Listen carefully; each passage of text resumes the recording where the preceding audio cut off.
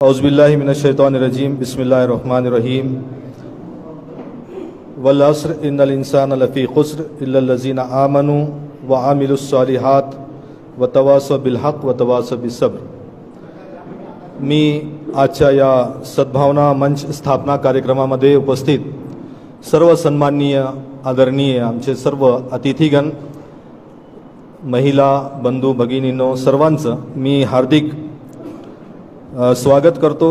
मी सर्वप्रथम आजच्या कार्यक्रमाचे अध्यक्ष जमात इस्लामी हिंद शहर बीडचे शहराध्यक्ष जावेद अली खान यांना मी निमंत्रित करतो की त्यांनी मंचवर उपस्थित व्हावं। त्याच्यानंतर आजच्या कार्यक्रमाचे प्रमुख पाहुणे आदरणीय डॉक्टर सय्यद रफीक साहेब यांना पण विनंती करतो की त्यांनी मंचावर उपस्थित राहावं। आजच्या सद्भावना मंचा निमित्ताने ज्या विविध धर्मगुरूंना, सामाजिक कार्यकर्त्यांना आपण इथे निमंत्रित केलेलं आहे, आमचे आदरणीय भंते बुद्धघोष साहेब श्रामनेर यांनाही विनंती करतो की त्यांनी मंचावर उपस्थित राहावं। यस,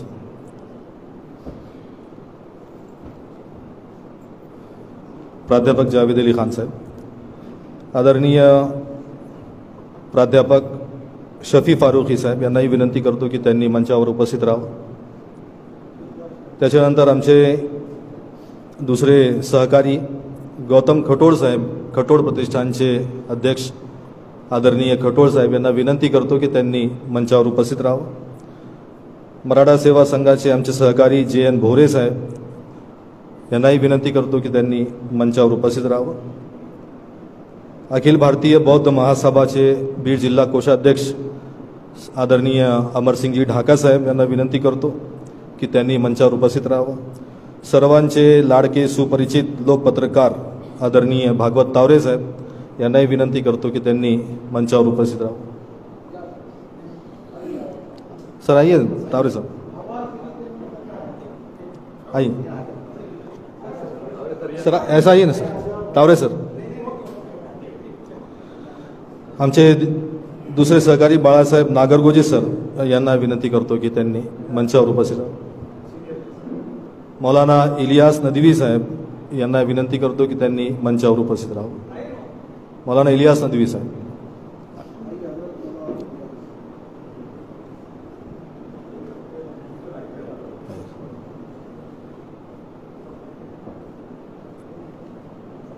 औपचारिक सुरुवात करताना आपण सर्वप्रथम मी आजच्या या कार्यक्रमाचे सर्व आमचे हे प्रमुख पाहुणे, जसं आम्ही निमंत्रण पत्रिकेमध्ये ज्याचा उल्लेख केला होता की सर्व जाती, धर्म, पंथ, समुदाय यांचे प्रतिनिधित्व करणारे, आपला प्रभाव असणारे, समुदायामध्ये त्यांची एक आवाज आहे, अशा सर्व सन्माननीय सदस्यांना आपण इथं बोलवून एक सद्भावना मंचाची आपण स्थापना करत आहोत। मी स्वागत करण्यासाठी सर्वप्रथम आमचे सहकारी सय्यद रहबर सर यांना विनंती करतो की त्यांनी आदरणीय डॉक्टर सय्यद रफीक साहेब यांचं पुष्पगुच्छ देऊन स्वागत करावं।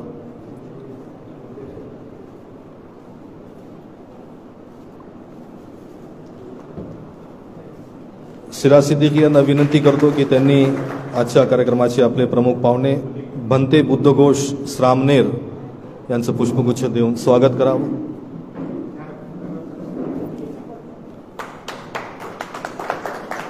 जमात इस्लामीचे स्थानिक सचिव शेख मोइजुद्दीन सर यांना मी विनंती करतो की त्यांनी गौतम खटोळ साहेब यांचं स्वागत करावं, खटोळ प्रतिष्ठानचे अध्यक्ष।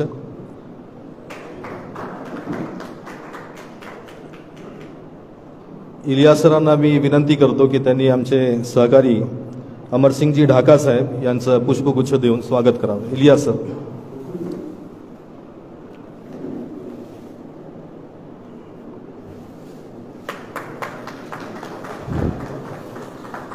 पठाण सिराज खान सर यांना विनंती करतो की त्यांनी इलियास पटेल साहेब यांचं पुष्पगुच्छ देऊन स्वागत करावं। मोहित सर यांना विनंती करतो पुन्हा एकदा की त्यांनी JN भोरे साहेबांचं पुष्पगुच्छ देऊन स्वागत करावं।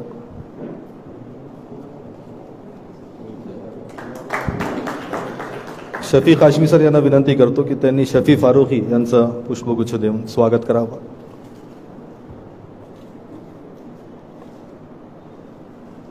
यानंतर मी सिराज सिद्दीकी यांना विनंती करतो की जमात इस्लामी हिंद बीडचे शहराध्यक्ष प्राध्यापक जावेद अली खान यांचं पुष्पगुच्छ देऊन स्वागत करावं.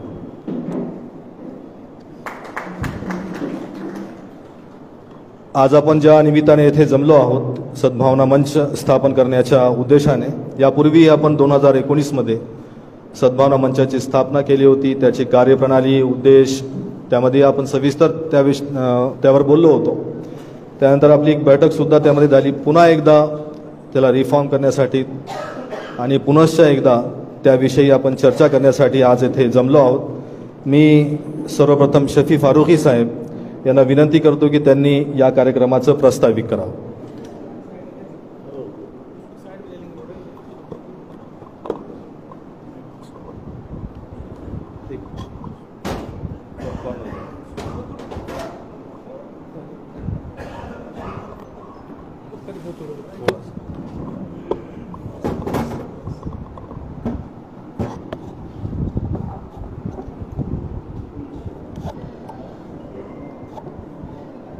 आज के सद्भावना मंच स्थापना कार्यक्रम के अध्यक्ष, प्रमुख मार्गदर्शक और इस कार्यक्रम के लिए उपस्थित सभी प्रमुख अतिथि, मैं आप सबका इस बहुत ही महत्वपूर्ण कार्यक्रम में दिल से स्वागत करता हूं. आप सबका धन्यवाद कि सद्भावना मंच स्थापना के कार्यक्रम के आह्वान को आपने स्वीकार किया और एक बहुत ही महत्वपूर्ण कदम उठाने के लिए, बीड़ शहर का एक बहुत ही महत्वपूर्ण कदम उठाने के लिए हम सब यहाँ पर जमा हुए हैं. आज का हमारा यहाँ जमा होना, it is not just a time pass. ये कोई टाइम पास करने के लिए नहीं है, या और बहुत सारे जो कार्यक्रम होते हैं उस तरह का कोई कार्यक्रम नहीं है, बल्कि हम एक प्रैक्टिकल फील्ड में उतरने जा रहे हैं. आज एक प्रैक्टिकल वर्क करने के लिए इसके बाद हम तैयार होंगे. तो बहुत ही महत्वपूर्ण है आज का कार्यक्रम, और मैं सभी से विनती करूंगा कि आगे जो भी स्पीकर्स और जो भी बातें आपके सामने आने वाली हैं, आप न केवल उसको ध्यान से सुने, बल्कि अब उसके संबंध में आने वाले पीरियड में क्या एक्शन प्लान हम करने जा रहे हैं उसको भी समझने की कोशिश करेंगे. दोस्तों, हमारा देश, उसकी एक पहचान है पूरे दुनिया के अंदर, और वो पहचान ये है कि हम एक सांप्रदायिक सद्भावना रखने वाले देश के नाम से पूरी दुनिया में जाने जाते रहे हैं. सांप्रदायिक सद्भावना, हमारी पहचान सद्भावना है, हमारी पहचान आपसी भाईचारा है, हमारी पहचान आपसी विश्वास है, और इस पहचान को हम बाकी रखना चाहते हैं. इसका अर्थ ये भी है कि अगर कभी किसी दौर में हमारी ये सद्भावना वाली पहचान, हमारी ये आपसी विश्वास वाली पहचान अगर कोई ख़त्म करने की कोशिश कर रहा है, तो फिर हमको उठना होगा, उठ खड़ा होना होगा, जागना होगा, जगाना होगा, ताकि कोई हमारी इस भाईचारे वाली पहचान को ख़त्म न कर सके. ये बहुत ज़रूरी है. तो आज का ये कार्यक्रम इसीलिए है, ये सद्भावना मंच की स्थापना इसीलिए है कि हम अपने देश की, हम अपने समाज की इस पहचान को बाकी रखना चाहते हैं. हम फिर देश में और पूरी दुनिया को ये बता देना चाहते हैं कि चाहे कोई कितना भी षड्यंत्र करे, चाहे कोई कितना भी द्वेष फैलाने की कोशिश करे, चाहे कोई कितना भी हमको लड़ाने की कोशिश करे, चाहे कोई कितना भी इस बात की कोशिश कर ले कि वह हमारी सद्भावनाओं को, भाईचारे को समाप्त करने का प्रयत्न करेगा, हम ऐसे लोगों के षड्यंत्र को सफल होने नहीं देंगे। हम अपने भाईचारे को कभी खत्म नहीं होने देंगे। क्यों? इसलिए कि भाईचारा, ये सद्भावना, ये सांप्रदायिक सद्भावना, ये सामाजिक ऐक्य हमारी जरूरत है, देश की जरूरत है, समाज की जरूरत है, वैयक्तिक तौर पर मेरी जरूरत है, आपकी जरूरत है, मेरी फैमिली की जरूरत है, आपके परिवार की जरूरत है। मेरे परिवार के लिए यह उचित है, मेरे लिए यह उचित है, मेरे समाज, मेरे समुदाय के लिए यह उचित है कि देश में सद्भावना बनी रहे, प्रेम बना रहे, भाईचारा बना रहे। मैं एक ऐसे वातावरण में जीना चाहता हूं जहां चारों तरफ खुशहाली हो, अमन हो, सद्भावना हो। अगर मेरे आसपास में सद्भावना बनी रहेगी, अमन रहेगा, न्याय रहेगा, शांति रहेगी, तो मैं, मेरा परिवार, मेरे बच्चे एक अमन की जिंदगी, एक समाधानी जीवन बिता सकेंगे। यही हम सब की ख्वाहिश है, यही हम सब चाहते हैं कि मैं भी खुश रहूं, अमन से रहूं, मेरा परिवार, मेरे आने वाली जनरेशन, नस्लें ये खुश रहें। तो मुझे इस बात की कोशिश करनी होगी कि जिस तरह से मैं ये चाहता हूं कि मेरे परिवार में हमें अमन रहे, मैं अगर अपने परिवार का विकास चाहता हूं तो मैं चाहूंगा कि मेरे परिवार में कभी झगड़े ना हो, भाई भाई आपस में ना लड़ें, हमेशा मेरे परिवार में आपसी विश्वास बना रहे। तो यही मैं चाहूंगा अपने समाज के लिए, यही मैं चाहूंगा अपने देश के लिए।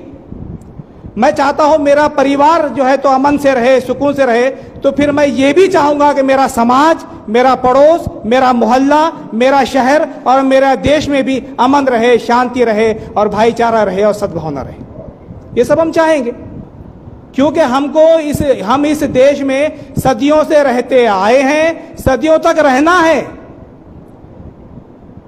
हम आए हैं, हम चले जाएंगे, मृत्यु अटल है, मौत तो सबको आनी है। अब सवाल सिर्फ यह पैदा होगा कि मैं जब जा रहा हूं इस दुनिया से तो मैं अपने परिवार को किस स्थिति में छोड़ के जा रहा हूं। तो मैं ये भी सोचूंगा कि मैं जा रहा हूं इस दुनिया से तो अपने समाज को, अपने देश को किस स्थिति में छोड़कर जा रहा हूं।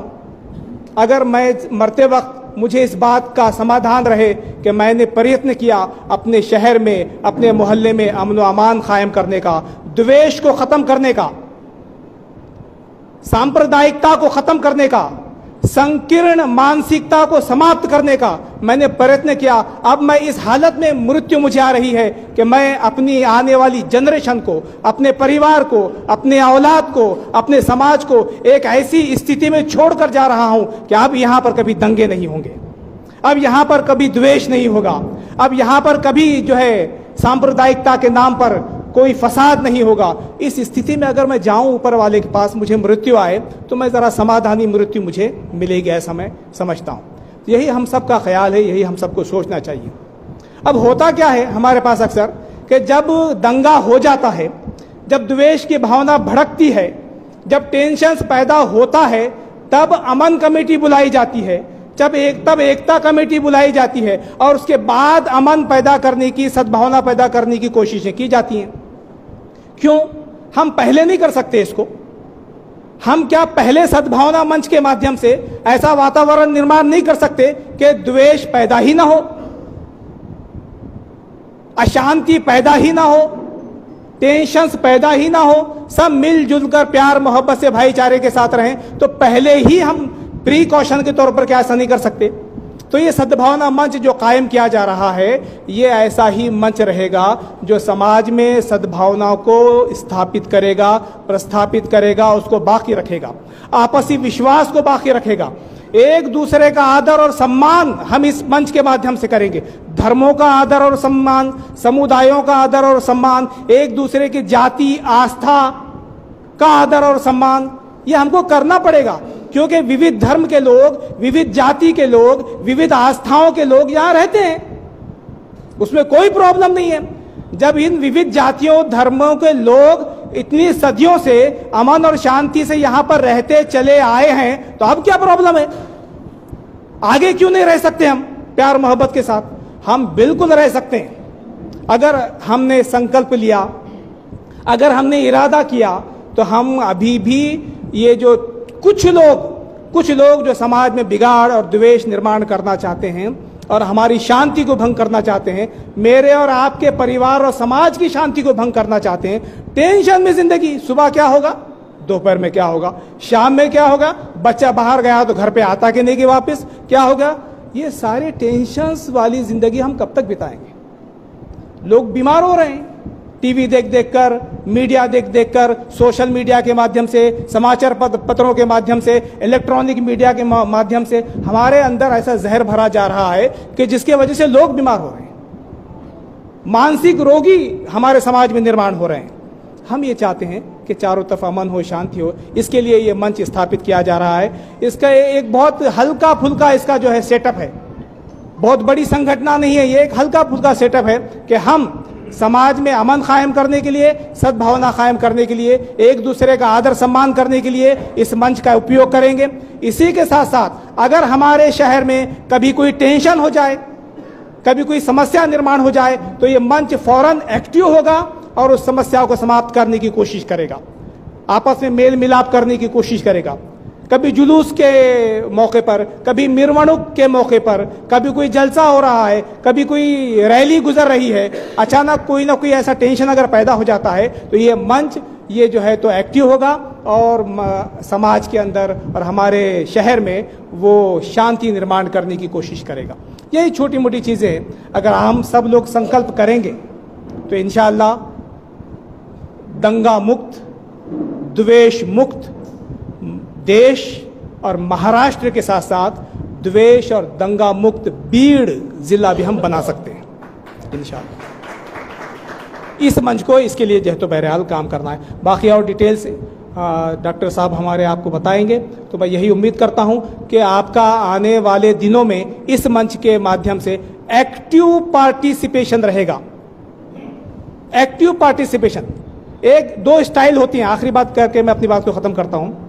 एक होती है इंस्ट्रक्टिव स्टाइल कि खाली बोल दो ऐसा करो ऐसा करो ऐसा करो वैसा करो, और दूसरी स्टाइल होती है पार्टिसिपेटिव स्टाइल।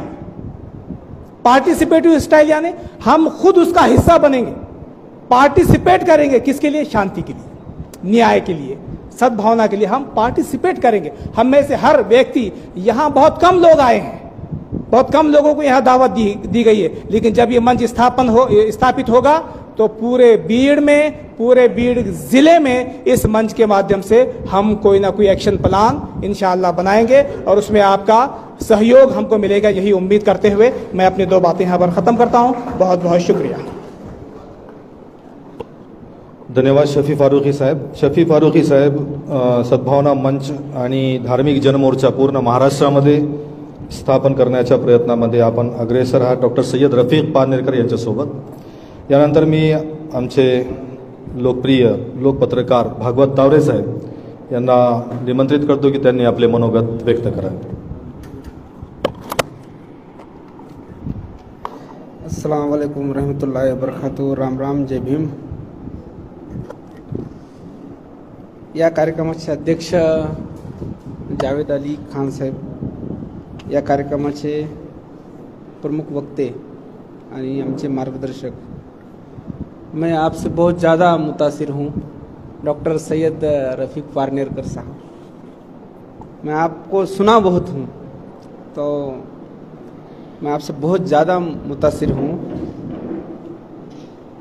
या ठिकाणी उपस्थित असलेले, सामाजिक कार्यात आणि प्रबोधनाच्या उपक्रमात नेहमी सक्रिय असलेले गौतमजी खटोट साहेब, या ठिकाणी आवर्जून उपस्थित असलेले, नोकरीपेक्षाही जास्त आपल्या कर्तव्यावर प्रेम करणारे अमरसिंहजी ढाका साहेब, या ठिकाणी उपस्थित असणारे GN भोरे साहेब, आमचे मित्र बाळासाहेब नागरगोजे, संदीप धोरकर साहेब, शेर जमा खान साहब, हाशमी सर, डॉक्टर सिराज खान आरजू सर. अभी आपने जो बात रखी, आपने ये कहा कि सद्भावना मंच, इसको शुरू करते हुए हमें सद्भावना को लेकर के जाना है यूँ समझो कि हमें सद्भावना को समाज के अंदर निर्माण करना है। लेकिन मेरी ये दरख्वास्त है, मेरी ये ख्वाहिश है और ये मेरा दर्द भी है कि हमारे समाज के अंदर सद्भावना कब नहीं थी। यूँ समझो कि आज के हालात से ज़्यादा बेहतर समाज शिक्षित नहीं था, लेकिन गंगा जमुना तहजीब जो थी आज के तारीख में और आज के मुकाबले इससे पुख्ता थी और मजबूत थी। मैं एक पत्रकार हूँ, पत्रकार के जानिब से मेरे ताल्लुक से आज के हालात को जैसे देख रहा हूँ, मैं ये समझता हूँ कि ये हालात को अगर हमें दुरुस्त करना है, अगर इस हालात को बनाए रखना है, तो हमें ये सोचना पड़ेगा कि जो लोग इस हालात को बिगाड़ रहे हैं हमें उनके सामने एक पैरेलल प्रोग्राम देना पड़ेगा। यूँ समझो कि हम सद्भावना मंच के तहत हम फूलों की दुकान चला रहे हैं, हम फूलों के पौधे लगा रहे हैं। ये हमारी ख्वाहिश है, ये मेरी जिम्मेदारी है। लेकिन मेरा मानना ये है कि हम फूलों के पौधे लगाते हुए ये भी सोचे कि हमारे सामने कांटों के पेड़ कौन बो रहा है। हम उन पर काम करना बहुत जरूरी है। जबकि फूलों के पौधे लगाने वाले हाथों को ताकत देना हमारी जिम्मेदारी है, लेकिन उसी वक्त अगर कुछ हाथ हमारे इर्द गिर्द, हमारे अगल बगल में, अड़ोस पड़ोस में, मेरे नजदीकी में कोई कांटे बो रहे हैं, तो मेरा ये फर्ज बनता है कि उन हाथों को रोके। शायद मुझे इस तरह से ये बताना मेरा फर्ज है कि हम वो काम बहुत कम करते हैं। हम यहाँ पर जितने इकट्ठा हो चुके हैं, हम एक दूसरे को यही कहने वाले हैं कि हमें फूलों की दुकान चलानी है, फूलों के पौधे बोना है और फूलों का बगीचा लगाना है। लेकिन हम कितने लोग हैं? तारीख और गिनने में हमसे ज्यादा लोग इस भारत के अंदर कांटों के पेड़ बो रहे हैं और हमारा उन पर काम ही नहीं चल रहा है। मैं खुद इस बात के लिए राजी हूं कि अगर हम उन लोगों को रोकेंगे नहीं तो फूलों के पौधे बहुत कम लगेंगे और कांटों के पेड़ ज्यादा लगेंगे।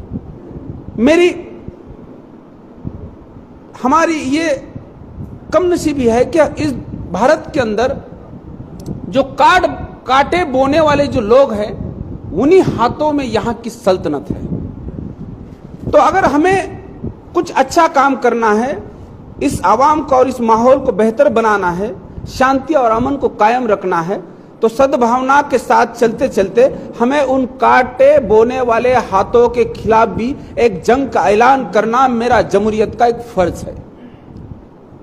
अगर कोई बंदा ये कहता है कि हम एक संस्था चलाते हैं, किसी संस्था के साथ काम करते हैं और ये नॉन पॉलिटिकल है, साहब मैं इससे मुतासिर नहीं हूं। मैं पत्रकार हूं। हम जिनके खिलाफ लड़ना चाहते हैं, हम जिस सोच को तोड़कर एक नई सोच बनाना चाहते हैं, तो आपको पॉलिटिक्स लाइन में जाना पड़ेगा।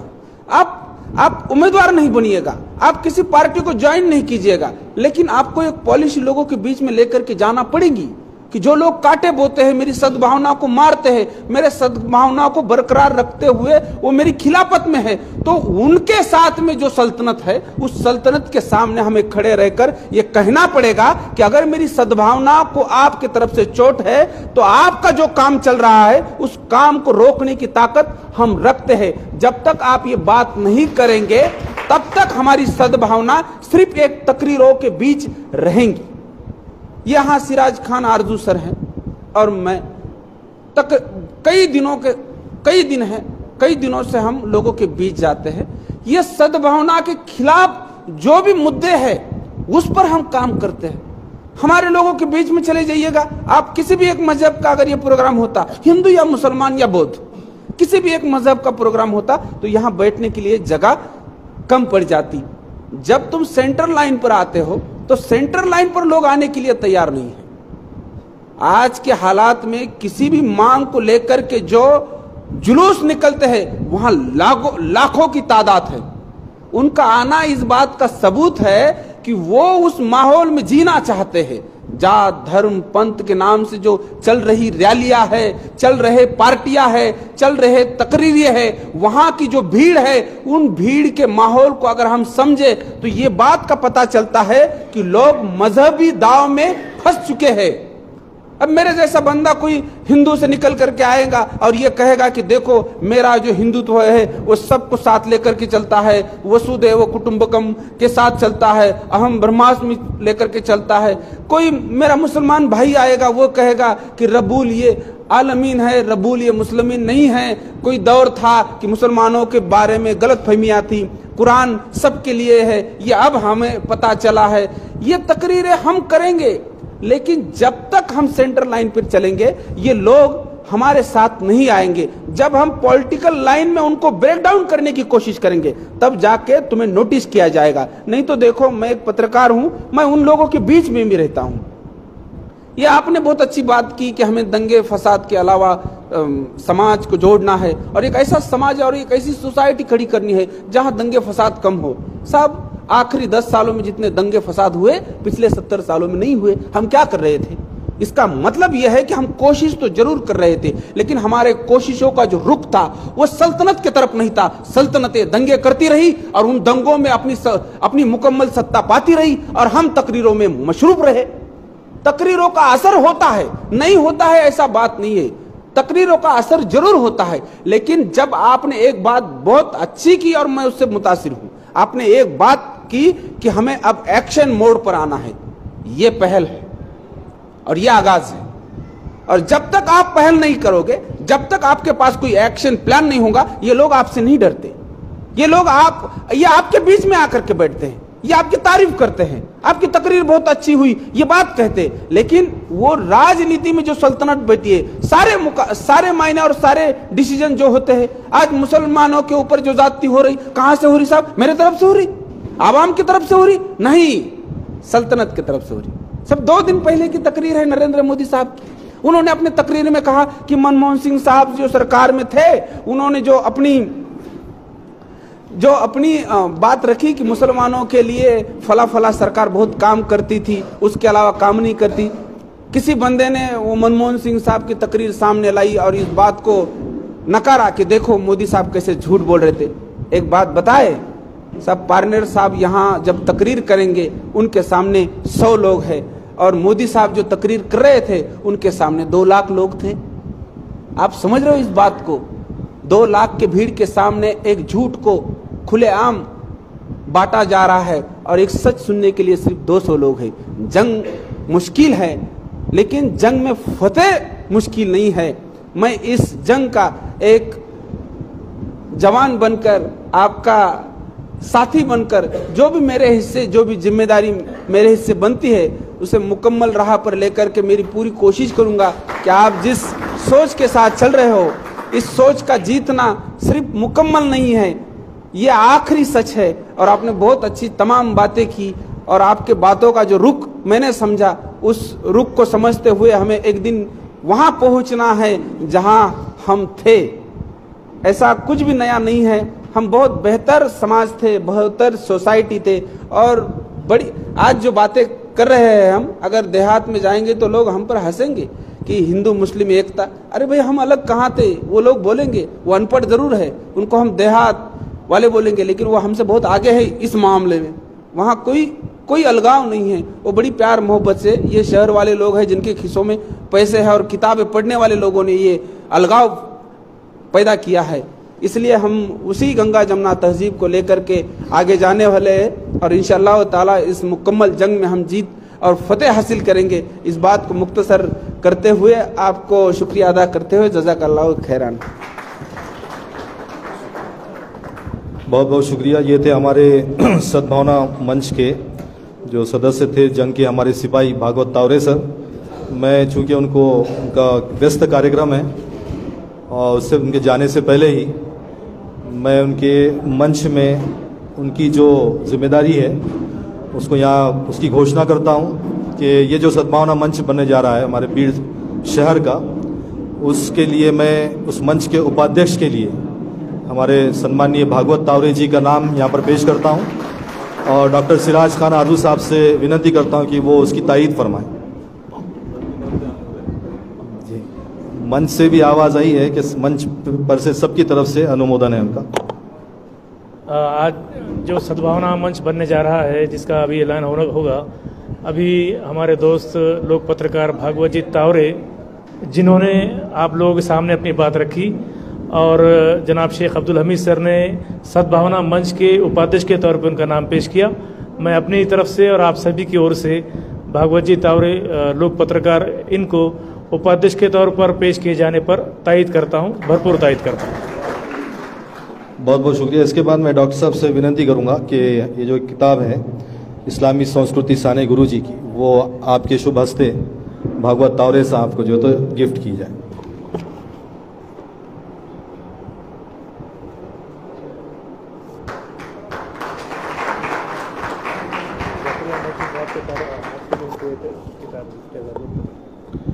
उसके बाद हमारे सहकारी डॉक्टर जकरिया मदनी साहब, उनके तरफ से भी भागवत तावरे साहब के लिए एक किताब गिफ्ट है। मैं उनसे विनती करूंगा कि वो इधर सामने आए।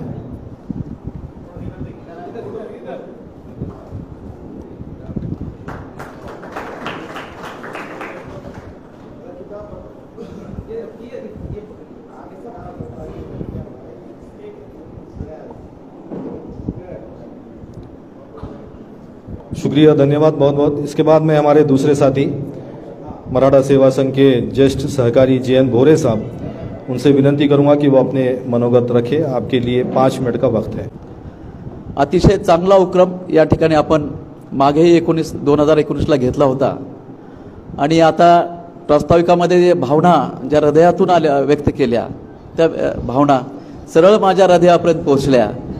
जेव्हा जेव्हा आपण विचार करतो की या ठिकाणी आल्यानंतर की मला असं वाटलं की मिले सूर मेरा तुम्हारा तो सूर बने हमारा, हे सूर तुमच्या मनामध्ये जे चाललेलं आहे तेच माझ्या मनामध्ये चाललेलं आहे की आज सर्वच ठिकाणी आपण अशांत आहोत, पण माझ्या या सर्व बांधवांनी जे कार्य हाती घेतलेलं आहे ते अतिशय मोलाचं आणि महत्त्वपूर्ण आहे। या ठिकाणी मी म्हणेल कि मंजिलें उन्हीं को मिलती है, मंजिलें उन्हीं को मिलती है जिनके सपनों में जान होती है। यूं ही पंख होने से कुछ नहीं होता, हौसलों से उड़ान होती है। तर ये सद्भावना मंच अतिशय आमचे हौसले बुलंद आहेत। मी वैयक्तिक या मंचशी फार पूर्वीपासून जोडला गेलेलो आहे। डॉक्टर साहेब आणि मी, मला वाटतं 4-5 वेळ असेल ही आम्ही एका मंचावरती आहोत, आणि मला तुम्हाला सांगायला अतिशय आनंद वाटतोय की या ठिकाणी या मंचचे उद्देश आहेत, ते उद्देश जे काय आहे आता सरांनी सांगितलं त्यातला एक भाग स्वच्छ बीड सुंदर बीड ही संकल्पना घेऊन आम्ही 2 ऑक्टोबर रोजी मोमीनपुऱ्यामध्ये सर्व इंजिनियर्स, माझे मित्र सय्यद साहेब आहेत, कादरी साहेब आहेत आणि इतर सर्वांनी आम्ही त्या ठिकाणी स्वच्छतेची मोहीम प्रत्यक्ष हाती घेतलेली आहे। एक स्वप्न पाहिलंय की स्वच्छ आणि सुंदर बीड असलं पाहिजे, शांततापूर्ण तणावरहित हे बीड असलं पाहिजे। हे बीडच नव्हे, सरांनी सांगितलं की घरापासून शांतता, इस्लामचं दुसरं नावच शांतता आहे। घरापासून आपण आपल्या शांततेची, कुटुंबापासून आपल्या सर्व सुधारणाची सुरुवात करूया, नंतर गल्ली, नंतर शहर, नंतर आपला विभाग आणि नंतर देश। या ठिकाणी मला थोडं फ्लॅशबॅकमध्ये गेल्यानंतर असं दिसतंय की पूर्वी आता सांगितलं तावरे सरांनी, तावरे सर आहेत, तावरेंचा मी गणेश तावरे, आपले गणेश सावंत आणि भागवत तावरे या 2 लोकांचा मी अतिशय फॅन आहे। मी त्यांचे संपादकीय वाचतो आणि अतिशय हृदयाला भिडणारी भावना लेख ते लिहित असतात। म्हणून मी गणेश तावरे हे कोण व्यक्ती आहे हा मी पहिल्यांदा त्यांचं इथं दर्शन घेतोय की त्यांचे मी धन्यवाद व्यक्त करतोय की मला प्रत्यक्ष भेटता नाही आलं, माझ्या कार्य ऑफिशियल कामामुळे मी त्यांना नाही भेटू शकलो, पण अशा पत्रकारांना मी या ठिकाणी अतिशय मनातून धन्यवाद देतो की सामाजिक स्वास्थ्य ते राखत आहेत। मला मागे वळून पाहिल्यानंतर, आता एक 2च मिनिटात मी संपवतो की या ठिकाणी मागे वळून पाहिल्यानंतर मला असं दिसतंय की पूर्वी आम्ही सुखी होतो, का होतो की आमची काळजी घेणारे आमचे वडीलधारे लोक होते, आमचे संत होते। नामदेवे रचला पाया, ज्ञानदेव झाला गाभारा आणि तुका झालासे कळस। नामदेव, ज्ञानदेव, तुकारामाची ही परंपरा। संत मोहम्मद, मुस्लिम समाजातले संत मोहम्मद या सर्व संतांनी एकत्र येऊन वारकरी संप्रदायाची सुरुवात केली आणि हे समाजामध्ये शांतता आणि सुव्यवस्था राखण्याचं, समाजामध्ये आपसापसामध्ये वेगवेगळ्या धर्मांमध्ये आपलं जे हे आहे बंधुभाव जोपासण्याचं काम हे सर्व संत मंडळी तेव्हा करत होते। पण आता ना संत आहेत ना महापुरुष आहेत. आपण म्हणतोय की मी या ठिकाणी या माझ्या युवकांना सांगेल, या ठिकाणी बेकारी तर ही खूप आहे, पण कामाला माणसं मिळत नाहीत. त्याचप्रमाणे या ठिकाणी जे चांगलं काम आहे की आपल्या देशाच्या पातळीवरती आज कुणाकडेही पाहावं असं कोण नेता आहे, ज्यांच्याकडून प्रेरणा घ्यावी, ज्यांना दीपस्तंभ म्हणून आम्ही पाहावं असा एकही नेता आज देशाच्या पातळीवर नाही. म्हणून ह्या वरच्या जागा सगळ्या रिकाम्या आहेत. आपण सर्वांनी प्रयत्न केला तर त्या जागा आपण भरू शकतो. आपण सर्वांना या ठिकाणी छत्रपती शिवाजी महाराजांचं नाव घेतल्याशिवाय राहत नाही. कारण खरी लोकशाही शिवाजी महाराजांना त्या स्थापन केली आणि त्यांच्या लोकशाहीमध्ये सर्व समाज, सर्व धर्माचा समाज सुखी होता. शिवाजी महाराजांच्या सैन्यामध्ये शिवाजी महाराज आपल्या रयतेवरती, सैन्यावरती जीवापाड प्रेम करायचे.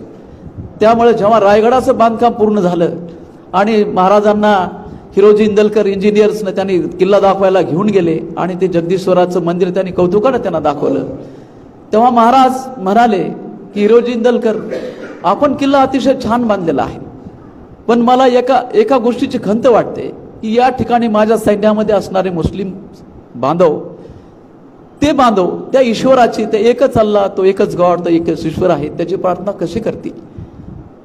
तेव्हा इंदोलकरांनी माफी मागितली आणि विचारलं, महाराज आपण मस्जिदीसाठी जागा दाखवावी, त्या प्रार्थनास्थळासाठी जागा दाखवावी. आणि मग महाराजांनी आपल्या राजवाड्यासमोरची बाजूची जागा त्या ठिकाणी दाखवली आणि त्या ठिकाणी आज जो ये मंच हो रहा है, आज एक अच्छा समय है. एक म्हणजे मराठीत आपण त्याला योग्य वेळ म्हणतो. सही समय है ये आज वो करने का, क्योंकि आगे 2024 में इलेक्शन होने जा रहा है और इलेक्शन के पहले क्या क्या होने वाला है सभी को पता है. इलेक्शन के माध्यम से देश का माहौल खराब होने का संकेत भी मिल रहा है और वो माहौल खराब ना होने देने की जिम्मेदारी हम लोग यहाँ पर बैठे सभी देश में सद्भावना बनाने के लिए जो बैठे लोग हैं उनकी जिम्मेदारी बनती है. मैं सही में इन लोगों का जमाते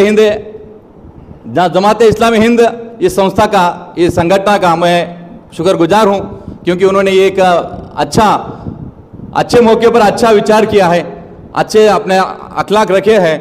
मैं उन सभी का इस्तेमाल करता हूँ. साथियों, ये भारत देश जहाँ पर मानव कल्याण के लिए, मानव के हितों के लिए जिन जिन महामानवों ने यहाँ पर जन्म लिया है, हमारे लिए काम किया है, तथागत बुद्ध हो, यीशु ख्रिस्त हो, मोहम्मद पैगंबर हो, सिख धर्म के हमारे गुरु ग्रंथ साहिबा के जो गुरु नानक हो, इन लोगों ने हमको जो दिया है, जो विचार दिए हैं, वो मानव के कल्याण के लिए है, मानव से एक दूसरे से लड़ने के लिए नहीं है. तो उनके हम सब लोग यहाँ पर आज हम उनके सिलेदार हैं. इसके तहत हम लोग एक दूसरे से मिलकर काम करेंगे. मैं ज़्यादा ना बोलते हुए ये कहता हूँ कि सद्भावना मंच को भारतीय बौद्ध महासभा की ओर से और समता सैनिक दल की ओर से मैं पुरकोश कोशिश करूंगा आपके साथ रहने की, आपको सहकारी करने की. ये बोलता हूं और रहता हूं. जय प्रबुद्ध भारत. धन्यवाद अमर सिंह ढाका जी. इसके बाद मैं भंते बुद्धघोष साहब से दरख्वास्त करता हूं, विनती करता हूं कि वो अपना मनोगत व्यक्त करें.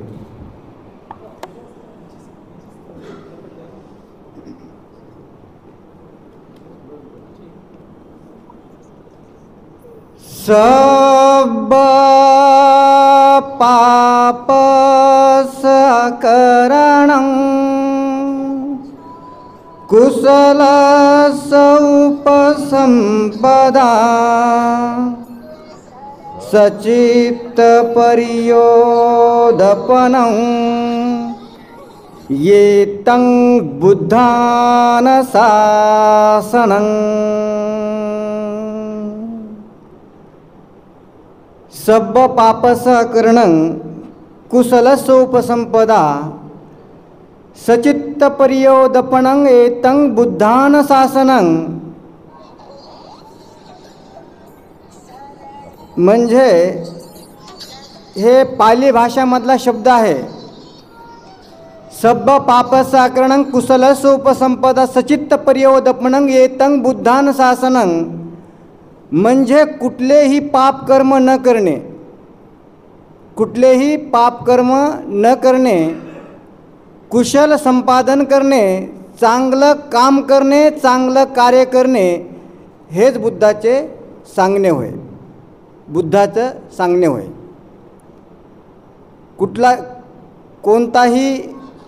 कोणतेही गलत काम न करणे, वाईट काम न करणे, चांगलं काम करणे, चांगलं कार्य करणे हेच बुद्धाची शिकवण होय.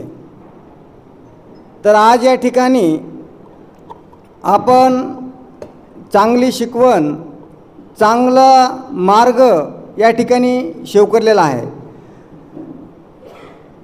तर आज या ठिकाणी सद्भावना मंचचे जेवढे काय या ठिकाणी आले आहेत, उपस्थित आहेत, सर्वांच्या प्रती मंगल कामना करतो आणि जय भीम करतो. मग जय भीम का करायचा?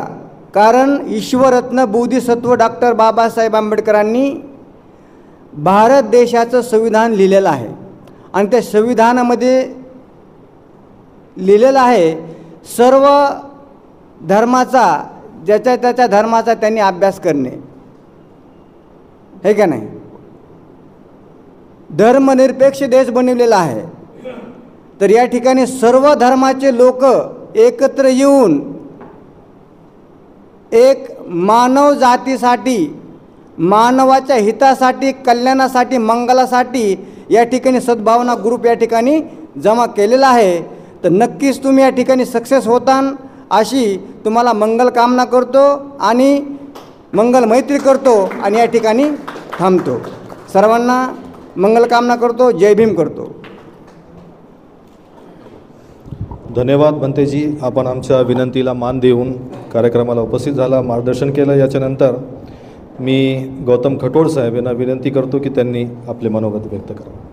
आपण ह्या विश्वाचे लेकरं आहोत. जात धर्म पंथ ह्या विश्वामध्ये काहीच नाही आहे. संत ज्ञानेश्वर महाराजांनी विश्वासाठी प्रार्थना केलेली आहे. त्याच्यामुळं भारत नाही, आपण एक विश्वाचे लेकरं आहोत.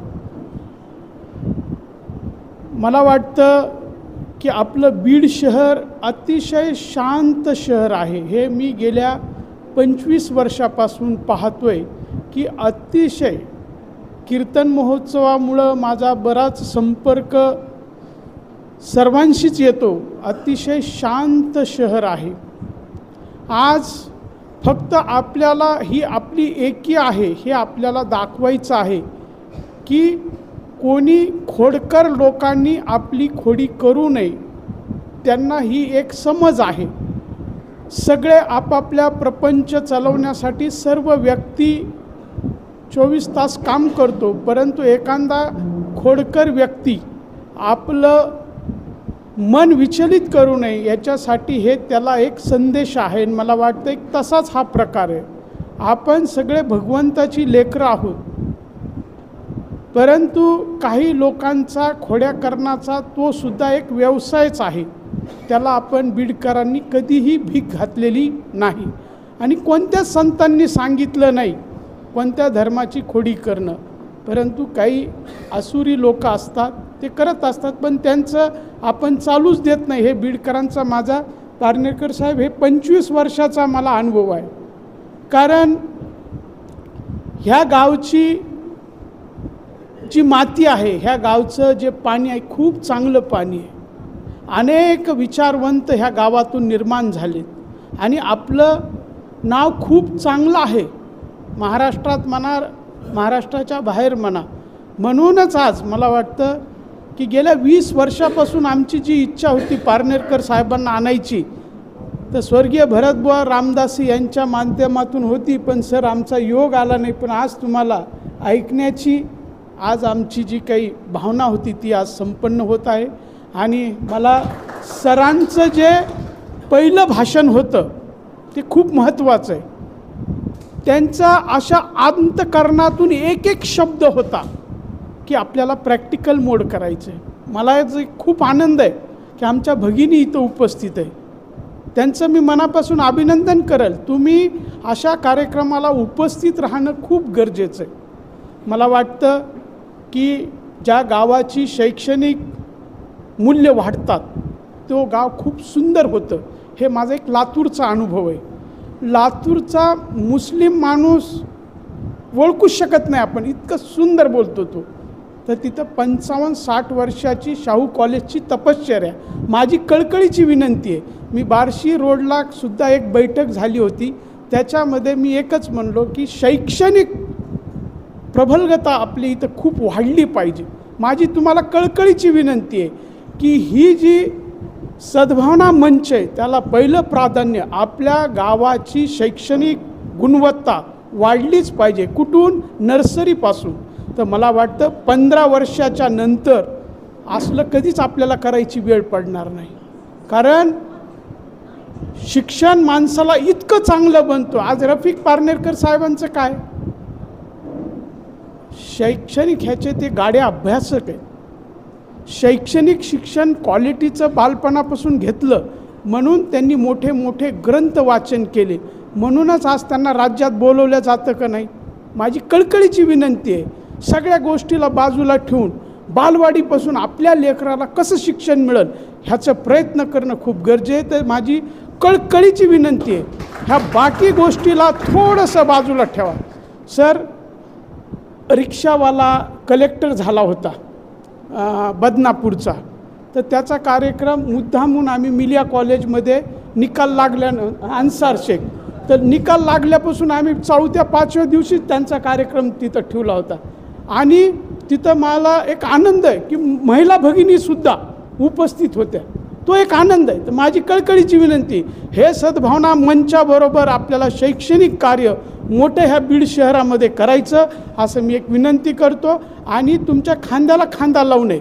ज्याला खूप भेटतं आहे ना त्याच्यासाठी करण्यात काही उपयोग नाही आहे, पण ज्याला गरज आहे त्याच्यासाठी करण्यामध्ये, ज्याला म्हणतात ना जे पोटाला उपाशी आहे त्याच्यासाठी काम केलं तर देवसुद्धा त्याला मान्य करतो. तर माझी विनंती आहे की आपल्या गावची शैक्षणिक गुणवत्ता वाढावी आणि याच्यासाठी सर्वच धर्मगुरूंनी एक आवाज दिला तर मला वाटतं हजारो मंडळी मला वाटतं याच्यासाठी उपस्थित राहतील हमेशा.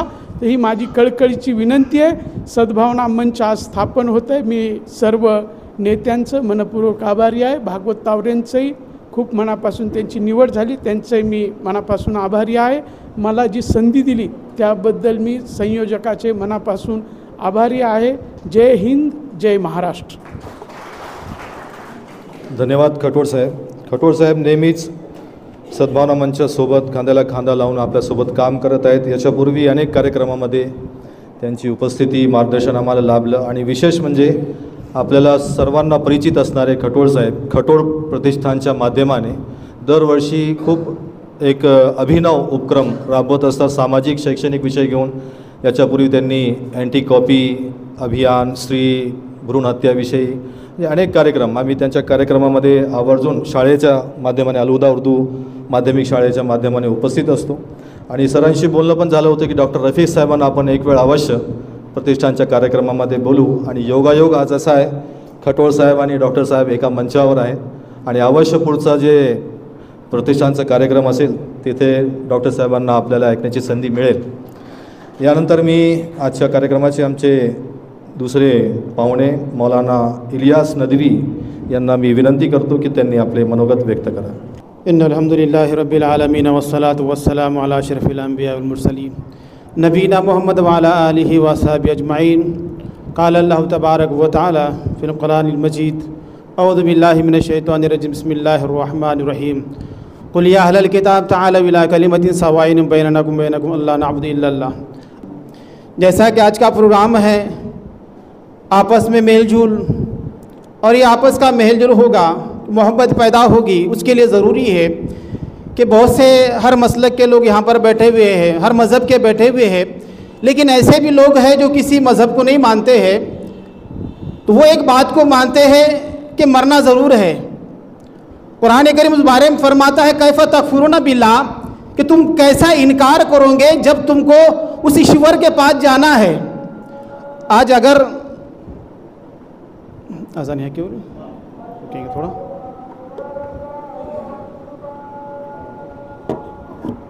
प्रोग्राम ख़त्म होने के बाद जमात यहाँ पर बनाए जाएंगे. तो बहरहाल अल्लाह तबारक व तआला फरमाता है कि हर समाज का इंसान ये जानता है कि उसको मौत आने वाली है।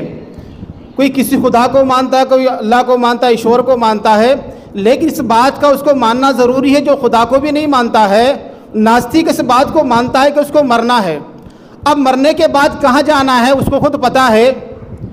अगर इंसान मोहब्बत पैदा करेगा तो उसकी औलादों के अंदर मोहब्बत पैदा आ जाएगी। अगर उसके अंदर मोहब्बत पैदा रहेंगी तो अपने आने वाली नस्ल को, अपने ख़ानदान वालों को, अपने रिश्तेदारों के मोहब्बत की निगाह से देखेगा।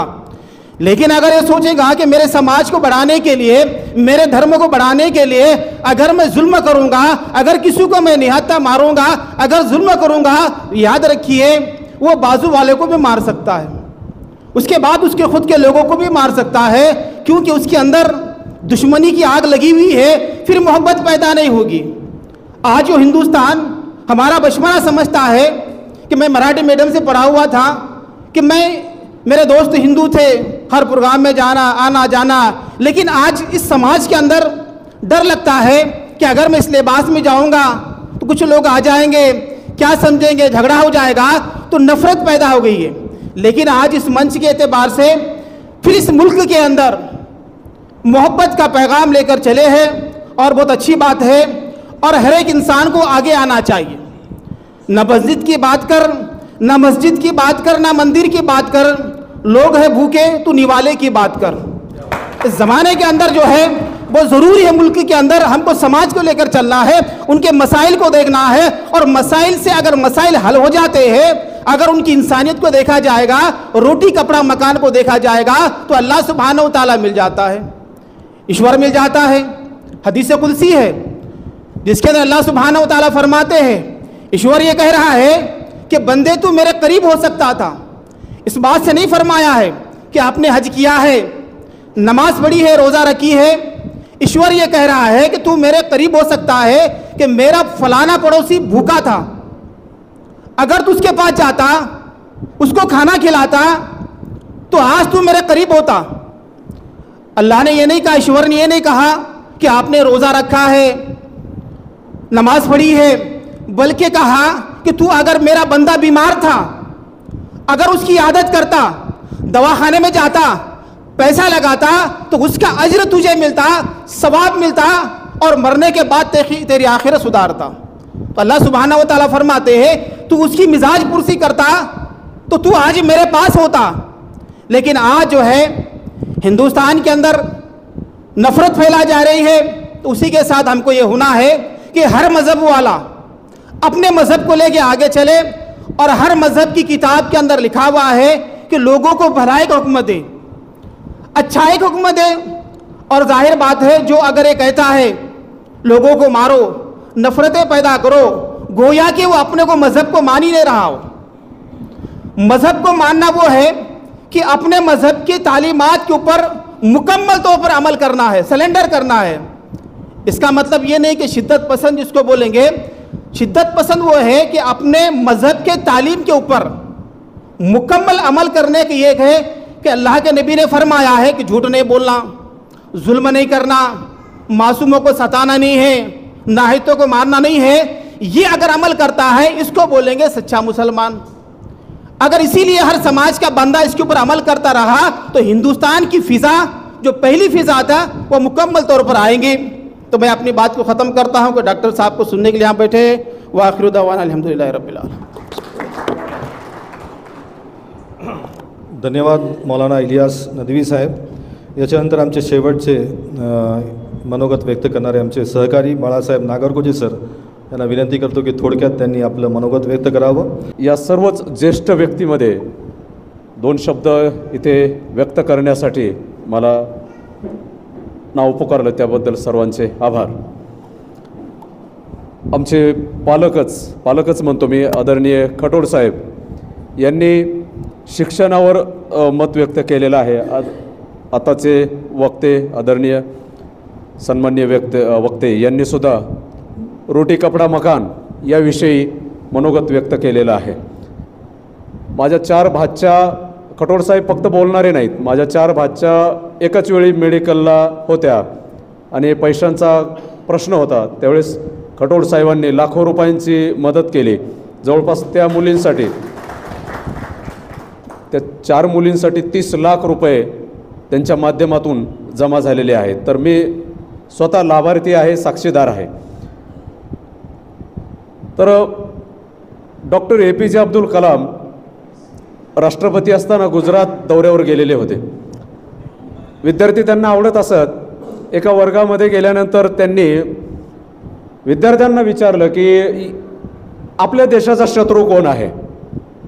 काही मुलांनी सांगितलं की सर चीन, चायना आपल्या देशाचा शत्रू आहे. काही मुलांनी सांगितलं सर पाकिस्तान आपल्या देशाचा शत्रू आहे. परंतु एका मुलीने उभे राहून हे सांगितलं की सर पाकिस्तान, चायना यापेक्षा सुद्धा आपल्या देशाचा प्रमुख शत्रू गरिबी हा आहे. आणि कलाम साहेबांनी इंडोमिटेबल स्पिरिट, अदम्य जिद्द या जे त्यांचं पुस्तक आहे ते त्या मुलीला अर्पण केलेलं आहे. पहिल्या पेजवर त्या मुलीचं नाव आहे. सरांनी आताच रोटी कपडा मकान याविषयी सांगितलं. मला उर्दू शायरी खूप आवडते. माझ्याकडे त्याचं कलेक्शन आहेत, पुस्तकं आहेत. शाहीर लुधियानवीसुद्धा मी वाचत राहतो. डॉक्टर पठाण सर सुद्धा त्याविषयी मला मार्गदर्शन करत असतात. बशीर बद्र म्हणतात, लोग टूट जाते हैं एक घर बनाने में. लोग कंबर मोडतं एक घर उभं करण्यामध्ये, झोपडी उभी करण्यामध्ये सोपं नाही. लोग टूट जाते हैं एक घर बनाने में, तुम जरा भी तरस नहीं खाते बस्तियां जलाने में. हर धड़कते पत्थर को लोग दिल समझते हैं. हर धड़कते पत्थर को लोग दिल समझते हैं. उम्र बीत जाती है दिल को दिल बनाने में. तर हा सद्भावना मंच दिल को दिल बनाने में कार्यरत आहे, काम करत आहे त्या दिशेने. त्यासाठी माझी विचारधारा, मी जो विचार करतो तो त्या दिशेचा आहे. आज माझ्या शाळेमध्ये माझ्याकडे स्वतःची बरीच पुस्तकं आहेत. त्याच्यामध्ये अशफाकुल्ला खान, जे काकोरी या केसमध्ये त्यांना फाशी देण्यात आलेली होती, रामप्रसाद बिस्मिल, देशाला रामप्रसाद बिस्मिल आणि शहीद अशफाकुल्ला खान यांची फिलॉसॉफी, यांचं तत्त्वज्ञान समजणं गरजेचं आहे. ते आपण पुढे मांडणं गरजेचं आहे. आज माझ्या शाळेमध्ये मी त्या पुस्तकांचं प्रदर्शन ठेवलेलं होतं.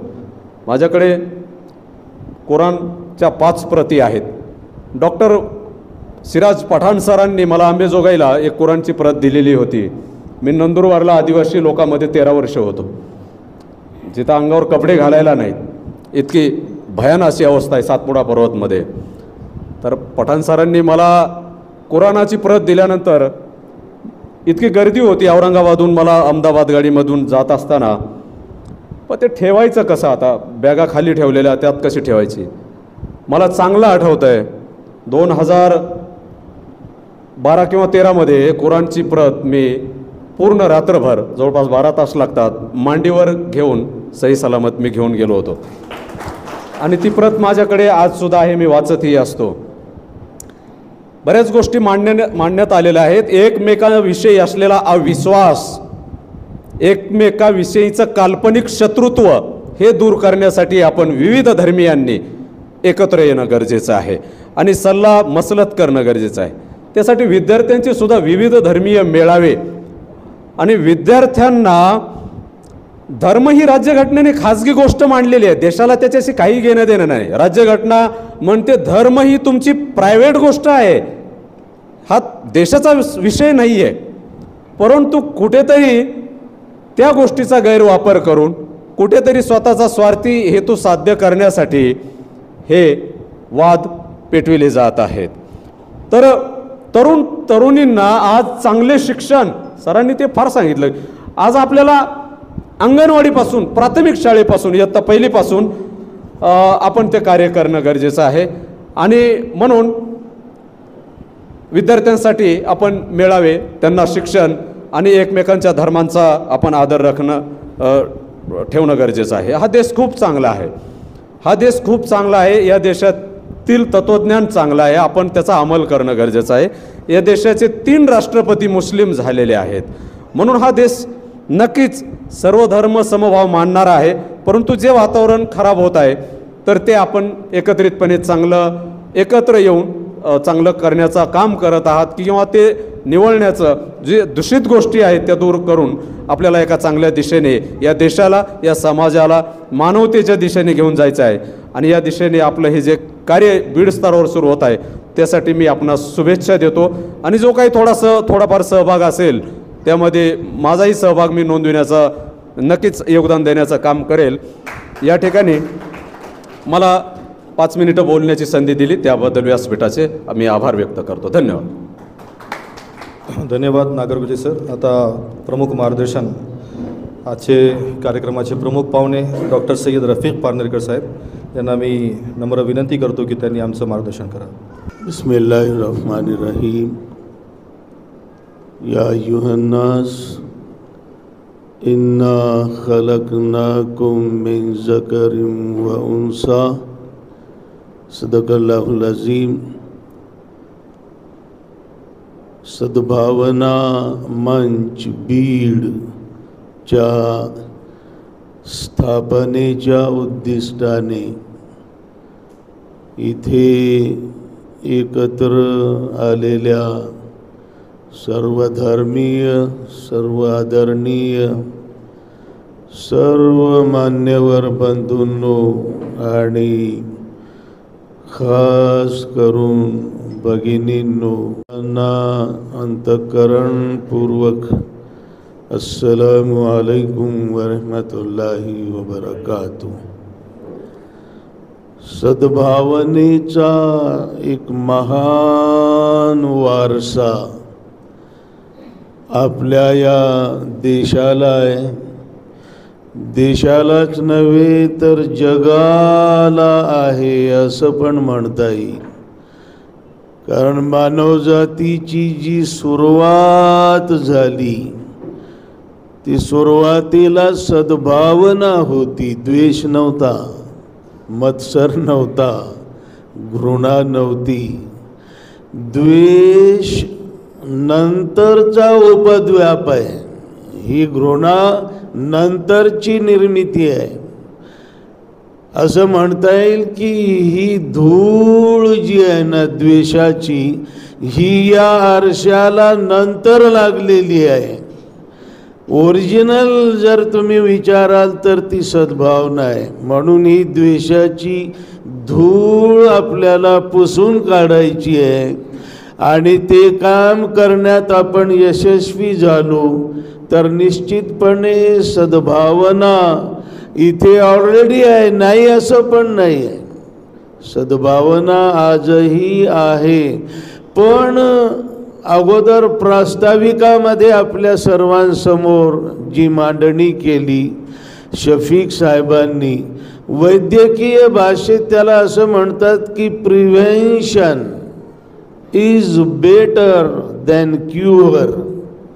आजार झाला आणि आता ॲडमिट करून उपचार करा, त्यापेक्षा प्रतिबंधात्मक उपचार करणं हे केव्हाही खूप चांगलं असतं.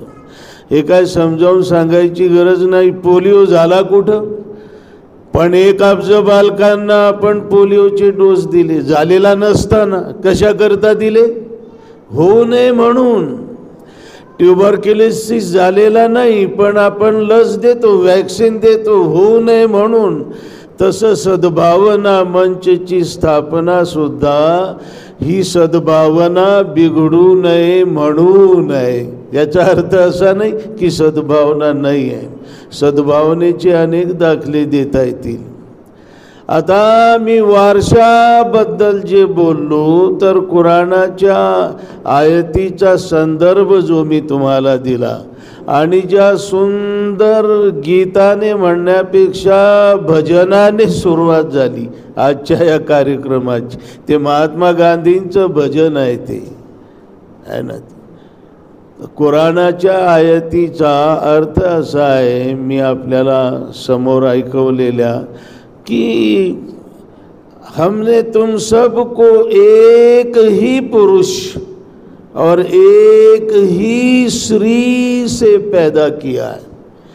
अखिल मानव जात ही एकाच माय बापाची संतती आहे, लेकरं आहे, लेकरांसमान आहे। मग आपले मायबाप जर एक असतील तर आपण कोण आहोत? आणि हे वास्तव आहे, ही फॅक्ट आहे। धर्म कुठलाही असो, जात कुठलीही असो, देश कुठलाही असो, आपल्या सर्वांचा बाप एक आहे, ओरिजिनल, आणि माय पण एक आहे, म्हणून आपण बंधू भगिनी आहोत। आता ही कुराणाची भूमिका साऱ्या संतांनी पुढे चालवली। आता काही संतांचा उल्लेख झाला, पण अगदी संत एकनाथ जे आहेत पैठणचे, नाथ सागर आहे ना जायकवाडीचा, हे नाव एकनाथांमुळे दिलेलं आहे, समजलं ना। एकनाथांचे गुरु स्वामी जनार्दन आणि स्वामी जनार्दनांचे गुरु शेख चांद शाह बोधले रहमतुल्लाह अलैह। आपल्या इथं आहेत एक चांद शाह बसलेली, चांद साहेब मौलाना आलेली, म्हणजे 5 चांद शाह बोधले रहमतुल्लाह अलैह स्वामी जनार्दनांचे गुरु आहेत। संत तुकाराम महाराज आणि हजरत शेख अनगड शाह फकीर रहमतुल्लाह अलैह, आजही दिंडी निघते ना देहूतून तुकोबांची, पुण्यामध्ये 1, 2, 3 दिवस हॉल्ट आहे अनगडशाह बाबांच्या दर्गाच्या प्रांगणात। सद्भावना नाही, हा बंधुभाव नाही, हा सलोखा नाही। सलोख्याचा खूप महान वारसा आहे आपल्याला। निवळ तुकोबाच नाही, तुकोबांच्या काळामध्येच असं म्हणता येईल, मालोजी राजांनी आपल्या 2 मुलांची नावं, एकाचं ठेवलं शहाजी आणि दुसऱ्याचं काय ठेवलं? शरीफजी। ही कोणत्या भाषेतली नावं वाटतात? त्याचं कारण माहिती आहे, त्याचा इतिहास माहिती आहे। शहा शरीफ रहमतुल्लाह अलैह या बाबांचा दर्गा आहे अहमदनगरमध्ये, कधी आवर्जून जा। आणि मालोजी राजांना एवढा म्हणजे एवढी आस्था होती, एवढा आदर होता शहा शरीफ बाबांचा, की त्या आदरापोटी जी 2 मुलं त्यांना झाली, त्या दोन्ही मुलांची नावं, एकाचं ठेवलं शहाजी आणि दुसऱ्याचं ठेवलं शरीफजी। आणि लोककल्याणकारी राजा, बहुजन प्रतिपालक, कुळवाडी भूषण छत्रपती शिवाजी महाराज हे पुन्हा मग शहाजी राजांच्या पोटी जन्माला आले। ही सद्भावना आहे की नाही? हा सलोखा आहे की नाही? हा इतिहास जर पोरांना शिकवला तर सलोखा निर्माण होईल। पण पोरांना शाह शरीफ नाही शिकवले, पोरांना शिकवला तो अफजल खान, बस, त्याच्या पलीकडं काही नाही। आमचे काही वक्ते म्हणतात शिवाजी महाराज जन्माला आले आणि एकच काम केलं, दुसरं काही नाही। एक काय केलं ते, तो अफजल खानाचा कोठाळा काढला, आणि दुसरं एक काम केलं शाहिस्तेखानाचे, बाकी काही काम नाही केलं त्यानं।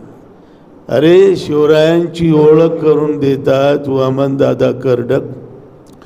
शिवरायांच्या छत्राखाली मुळीच नव्हती वाण, आनंदाने नांदत होते हिंदू मुसलमान, आनंदाने नांदत होते हिंदू मुसलमान ते शिवराज्य.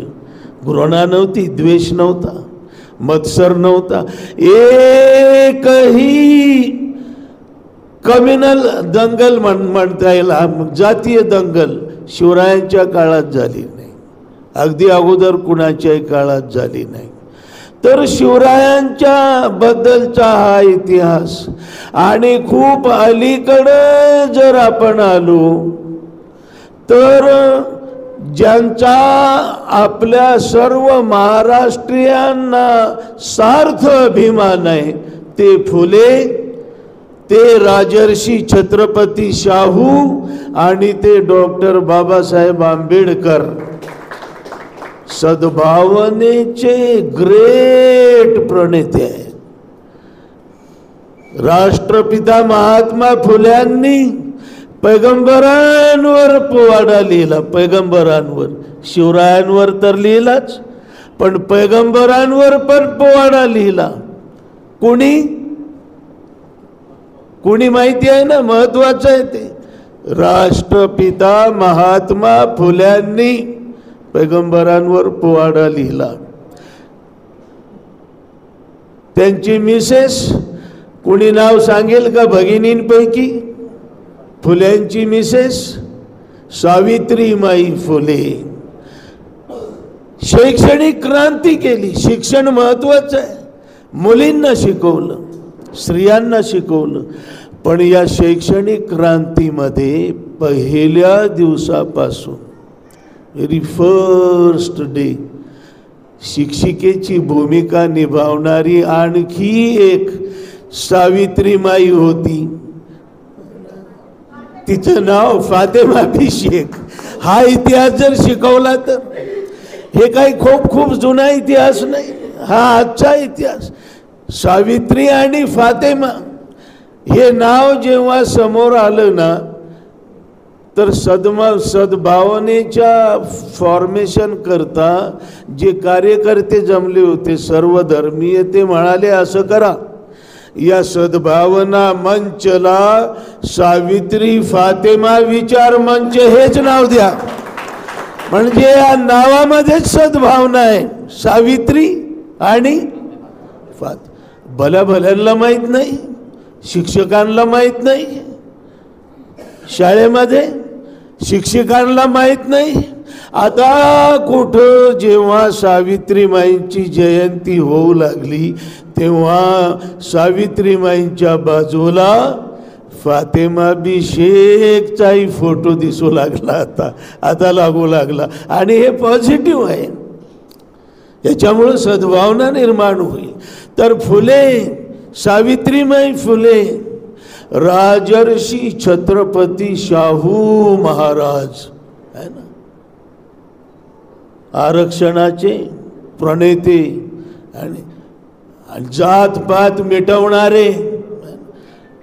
त्यांच्यावर बोलायचं म्हणजे कमी आहे, पण मला एक बाजू त्यांची सांगायची जी आपल्याला माहित नाही, ती ही आहे की जगामध्ये अरबी कुराणाचं पहिलं मराठी भाषांतर जर कोणी केलं असेल तर ते राजर्षी छत्रपती शाहू राजांनी केलेलं आहे, शाहू महाराजांनी केलेलं आहे.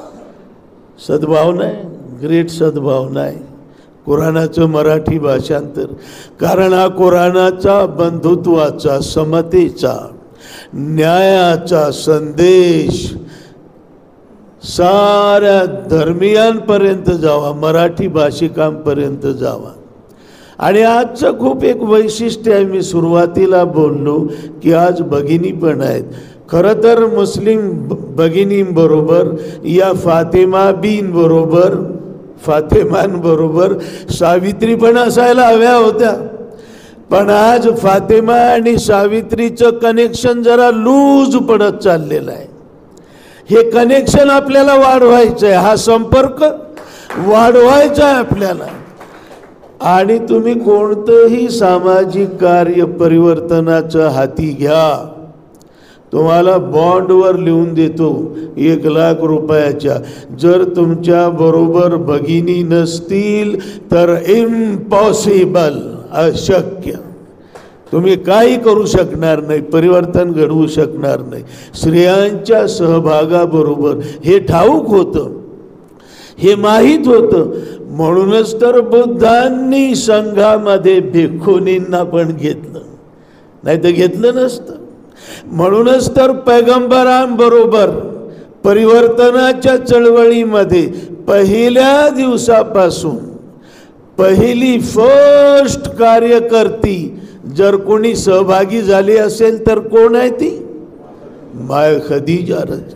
पैगंबरांना माहीत होतं, फुलेंना माहीत होतं, राष्ट्रपिता महात्मा फुलेंना माहीत होतं की जोपर्यंत मी सावित्रीला बरोबर घेणार नाही तोपर्यंत माझा उद्देश साध्य करू शकणार नाही. म्हणून सावित्रीला अक्षर ABCD अ ब क ड शिकवलं, शिक्षिका बनवलं, बरोबर घेतलाय ना. पण आज तुम्हाला स्त्रियांची ॲलर्जी झाली आहे का काय? स्त्रिया नको आहेत? आजची गोष्ट चांगली आहे, पण इतर वेळी जेव्हा पाहाल तुम्ही तेव्हा असतात का स्त्रिया? असल्या तरी तुम्हाला जर बीडमध्ये सद्भावना निर्माण करायची असेल ना तर या सगळ्या 18 पगड जातीच्या स्त्रिया, फातिमा, सावित्री, बाकी सगळ्या, या सगळ्या एकत्र घेऊन तुम्ही मैदानात जर उतरला नाही तर शक्य होणार नाही. म्हणून सर्वांना बरोबर घ्यावं लागेल. ऐक्य का नाव कशाचं आहे? ऐक्य म्हणजे काय फक्त मुस्लिमांचं आहे? खूप बरोबर सांगितलं अगोदर त्या पत्रकार साहेबांनी, मानावं लागेल त्यांना. पैगंबर जयंती आणि जुलूस किती लाख लोकांचा माहिती आहे? किती लाख लोकांचा? 10 लाख लोकांचा जुलूस. आणि पैगंबरांचा कार्य करण्याकरता सद्भावना मंच निर्माण करू, या जुलूसामध्ये किती लोक आहेत? त्यांना माहीतच नाही पैगंबरांचं कार्य. आता फार कशाला सांगावं पैगंबरांचा परिचय. पण पैगंबर साहेब म्हणाले बरं का बनतेजी, अल्लाची शपथ, अल्लाची शपथ, 3 वेळा शपथ घेऊन म्हटले की तो मुस्लिम नाही.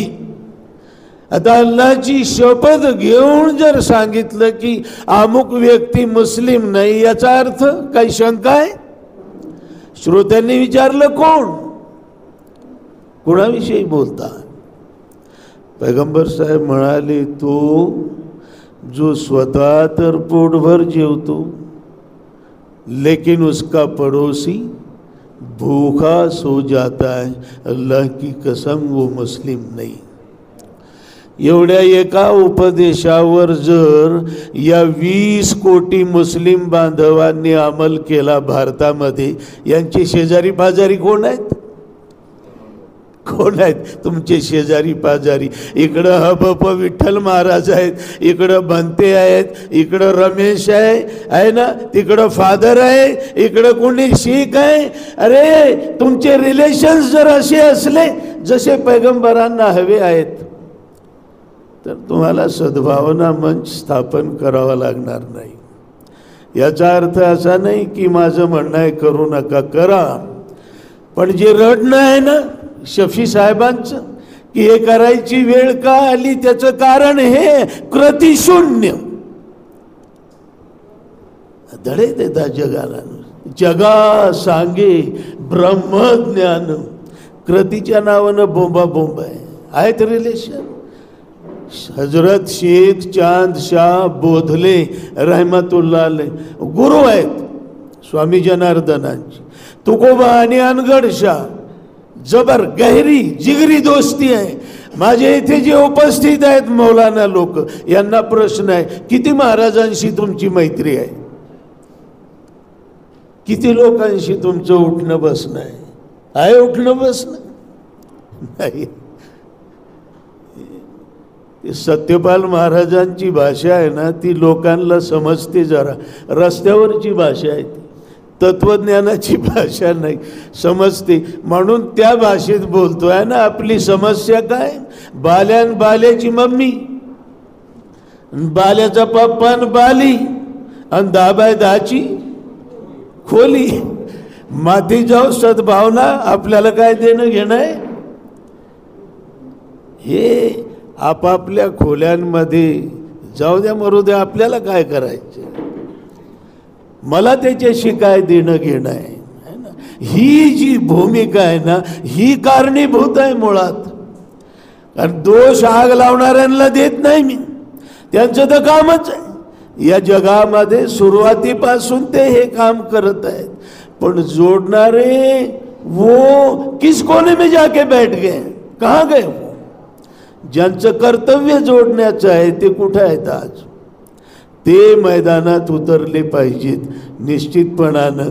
पैगंबरांचे 1-2 उपदेश मी मुद्दाम आपल्या सर्वांसमोर ठेवतो. पण एक आहे हदीसे सफीना म्हणून खूप प्रसिद्ध आहे ना मौलाना. हदीसे सफीना म्हणजे नौका, कश्ती.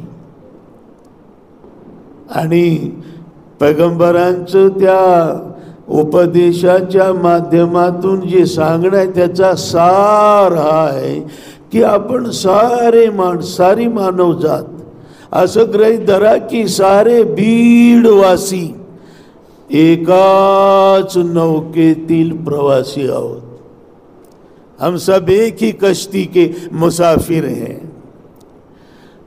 काही मुठभर लोक, मोजके लोक काही माथे फिरू या नौकेच्या तळात छेद घ्यायच्या प्रयत्नात आहेत. आणि आपल्या बाकीच्या सर्व सूज्ञ मंडळींचं म्हणणं असं आहे की जाऊ द्या, मरू द्या, आपल्याला काय करायचं?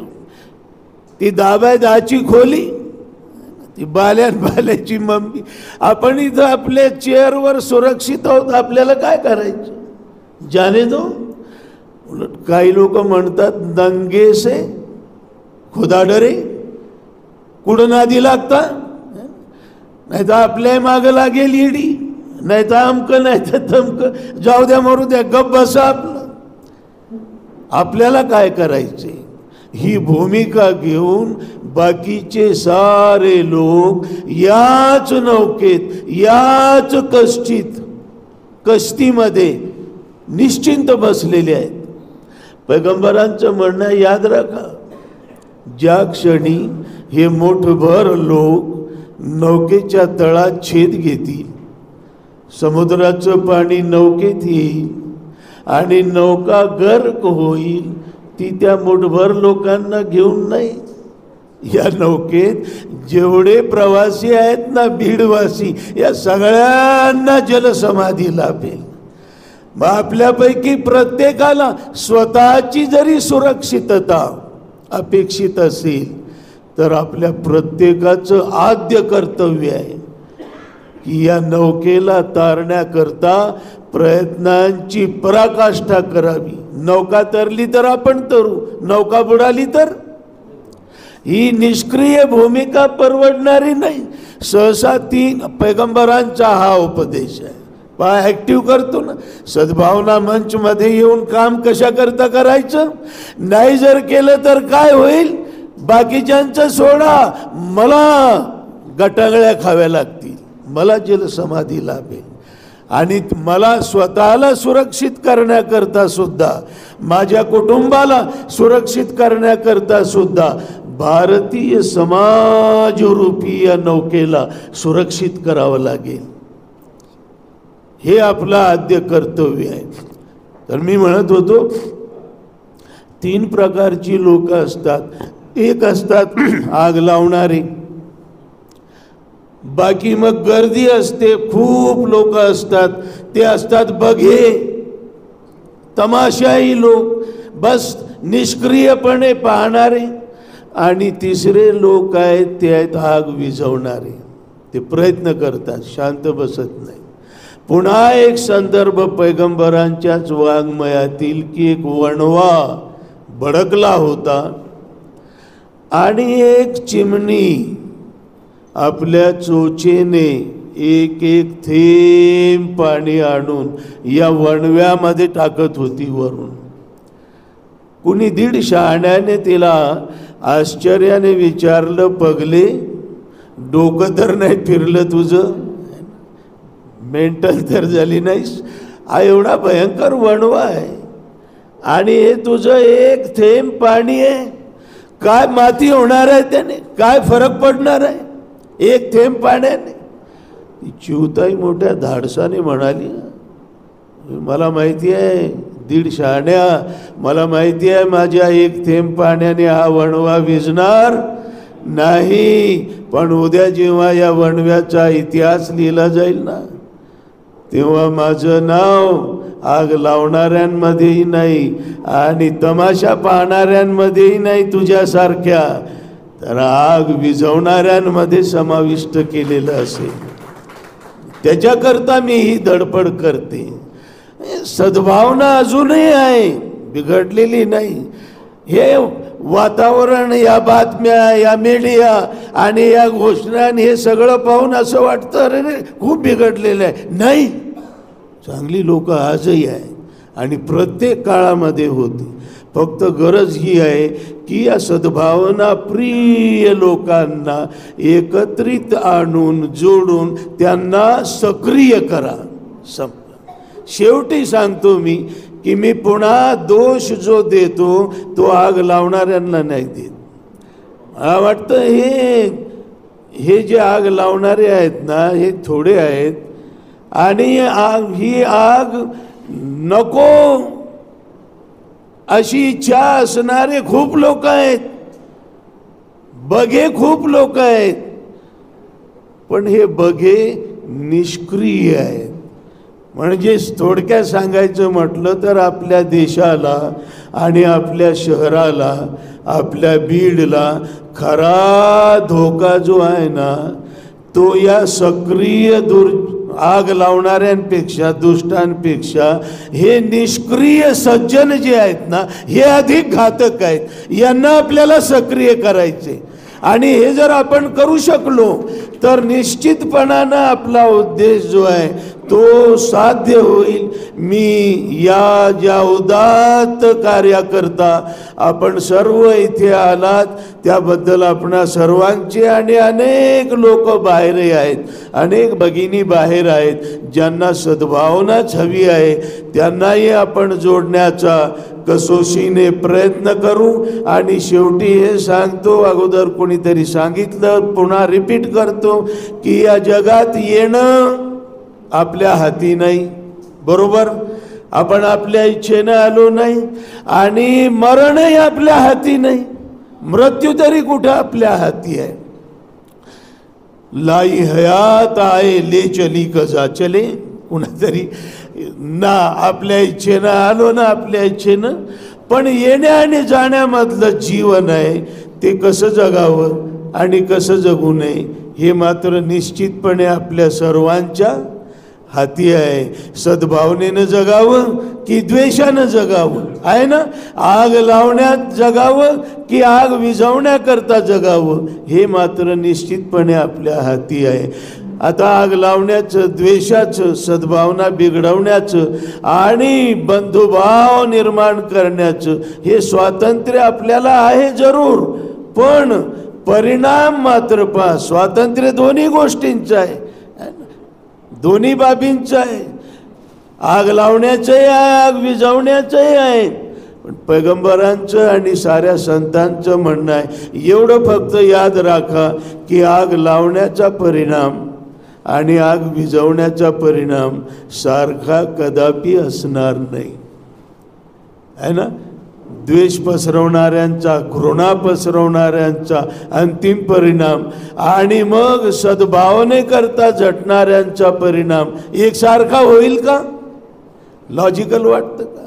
ही जी महापुरुष आहेत ना, बुद्ध असतील, पैगंबर असतील, सद्भावनेकरता जगले आणि मग द्वेषानं पण जगलीत माणसं.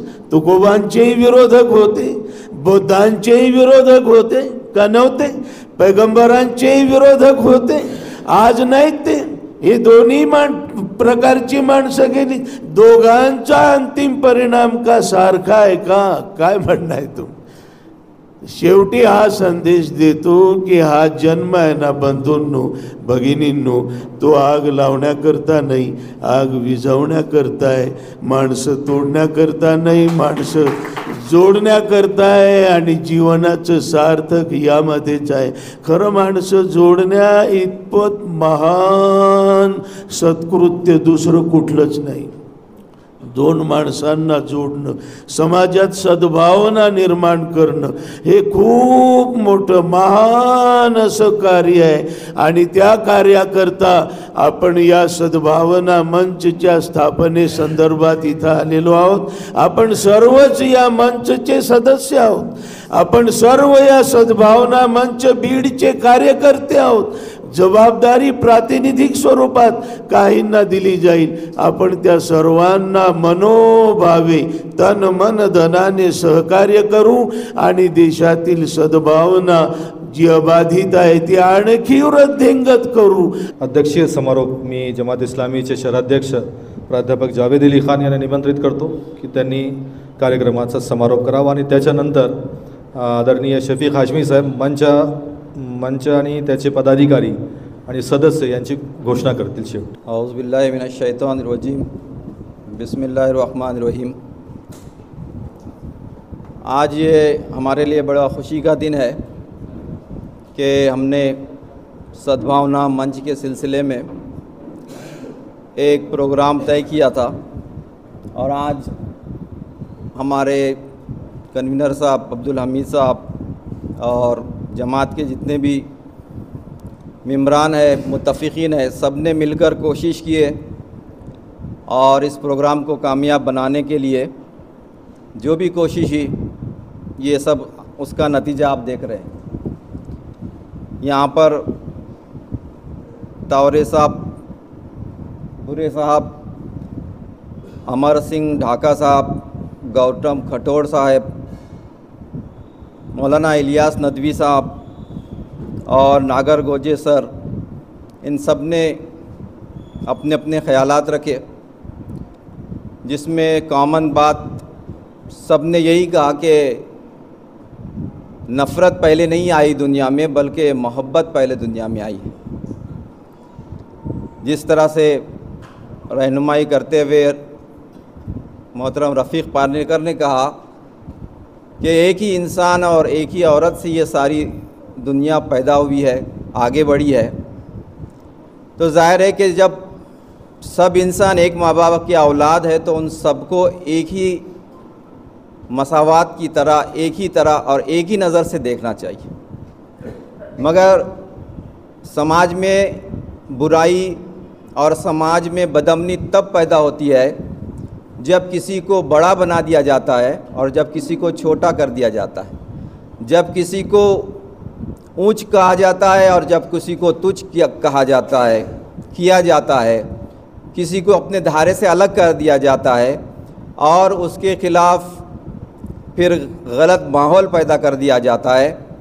और जिसके नतीजे में हमारे माहौल में जब अदम तहफ़्फ़ुज़ पैदा हो जाता है, इनसिक्योरिटी पैदा हो जाती है, तो उसके नतीजे में हम और आप देखते हैं कि फिर आपस में एक दूसरे के ख़िलाफ़ नफ़रत उगलने वाली तकारीरें और उसी को हवा देने वाली हमारा मीडिया, इसकी वजह से आज जो माहौल पहले था वो हमारा आज माहौल नहीं रहा. इस बात को हम सब समझते हैं, मगर हकीकत वही है जो मोहतरम रफ़ीक साहब ने कहा कि हम सब ये सब समझ कर, जान कर भी हम अपने घरों से टीवियों के ज़रिए, मोबाइल के ज़रिए देख रहे हैं, मगर घर से बाहर निकलना और बाहर निकलकर हमको इसके लिए कोशिश करना पड़ेगा, तभी ये जो गलत रुख पे हमारे पास कुछ तबक़े निकले हैं उनको हम रोक सकेंगे. और ज़ाहिर है कि बुराई ज़्यादा देर तक नहीं टिक सकती. अगर सच्चाई लेकर उठे तो चंद ही दिनों में ये बुराई का माहौल ख़त्म हो सकता है. ये गलत सोच का माहौल भी ख़त्म हो सकता है। और इसके लिए सद्भावना मंच ख़ास तौर पर बनाया गया, क्योंकि हमारी ये कोशिश की वजह से ये लोग आए हैं। मगर हमारे पास जितने भी मंच के अब यहाँ पर ये सदस्य बनेंगे और उसके बाद ये डायरेक्टर्स और पूरे एक कमेटी बनाई जाएगी, और इस मंच के ज़रिए फिर ये काम को आगे बढ़ाने के लिए क्या किया जाए, इस बारे में हम ये विचारवंत लोग हैं, सोचने समझने वाले लोग हैं और हमारे समाज में तब्दीली लाने की ख्वाहिशमंद भी है और काम भी करते हैं। ये सब जब एक जगह आएंगे और एक अच्छा मजबूत मंसूबा जब बनेगा तो यकीनन पूरे बीड़ शहर में इसके असरात हमको दिखेंगे। ये मंच फसाद होने के बाद लोगों को रोकने के लिए नहीं बनाया गया है। अगर कहीं रैली को कोई नुकसान पहुंचा रहा है तो उसको रोकने के लिए नहीं बनाया जा रहा है, बल्कि उसको पहले ही उसको रोक दिया जाए और अच्छाई का माहौल ज़्यादा पनपे, ज़्यादा फैले, इसके लिए बनाया गया है। इसलिए मेरी सबसे गुजारिश है कि इस मंच के तहत आगे भी प्रोग्राम बनेंगे, इससे बेहतर प्रोग्राम रखे जाएंगे, तो आपका आज जो ताउन है वो आगे भी ताउन रहे और मज़ीद लोगों को इसमें शामिल करने की आप कोशिश कीजिए। यही मेरी कुछ दो गुजारिशात थी। और जैसे कि डॉक्टर साहब ने ज़िक्र किया कि आज फ़ातिमा है मगर सावित्री नज़र नहीं आ रहे हैं, तो दरअसल ये फ़ातिमा जो जमा हुए हैं ये इसलिए जमा हुए हैं कि उनको भी सावित्री और फ़ातिमा विचार का मंच बनाना है, और इसीलिए आज यहाँ पर आए हैं। और चंद ही दिनों के बाद आप देखेंगे कि वही मंच का भी आपके सामने एक अच्छा प्रोग्राम भी होगा और उसकी रुदात भी आपको मिलेगी। मैं इतना कहकर अपनी जगह लेता हूँ। शेवटी मी प्राध्यापक शफीक हाशमी सर यांना विनंती करतो की त्यांनी जे आपण मंच बनवलेला आहे सर्वांच्या सहमतीने संमतीने, तर त्या मंचाच्या पदाधिकाऱ्यांची प्रतिनिधींची नावे इथे घोषित करावी। भाइयों,